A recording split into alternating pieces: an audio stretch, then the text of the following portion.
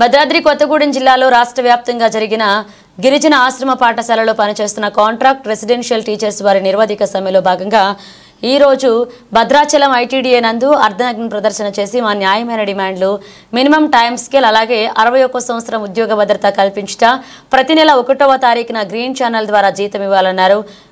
మహిళలకు జీతంతో కూడిన 180 రోజుల ప్రసూతి సెలవులు ఇవ్వాలని వెంటనే పరిష్కరించాలని ప్రభుత్వాన్ని విన్నవించారు. కార్యక్రమంలో రాష్ట్ర గౌరవ అధ్యక్షులు అజ్మీరా శివనాయక్, అధ్యక్ష ప్రధాన కార్యదర్శులు శ్రీను, సంక్రాం, రవికుమార్, వీరన్న, ధర్మరాజు, బాలాజీ, మంగిల, లక్ష్మణ్, వీరులాల్ పాల్గొన్నారు. పనిచేస్తున్నటువంటి ఉద్యోగులు ఎవరైతే ఉన్నారో దయచేసి మీ రెగ్యులర్ ఉద్యోగుల్లాగే మా పక్షాన నిలబడండి.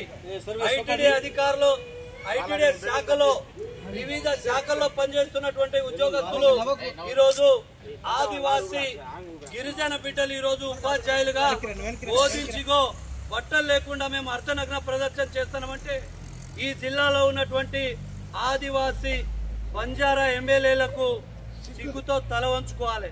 మా సమస్యలు మీరు పరిష్కరించలేదు కాబట్టి ఈరోజు మేము నిరసన చేస్తున్నాం.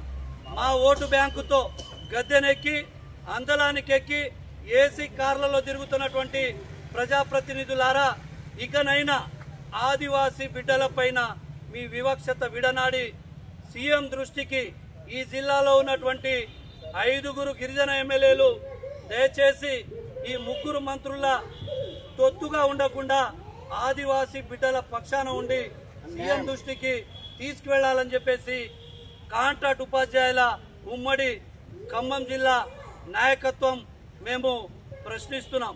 సిఆర్టీల ఐక్యత,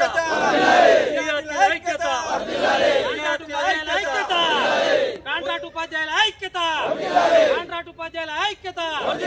సాధిస్తాం సాధిస్తాం సాధిస్తాం సాధిస్తాం సాధిస్తాం సాధిస్తాం కాంట్రాక్ట్ ఉపాధ్యాయుల ఐక్యత, కాంట్రాక్ట్ ఉపాధ్యాయుల ఐక్యత, కాంట్రాక్ట్ ఉపాధ్యాయుల ఐక్యత, కాంట్రాక్ట్ ఉపాధ్యాయుల ఐక్యత.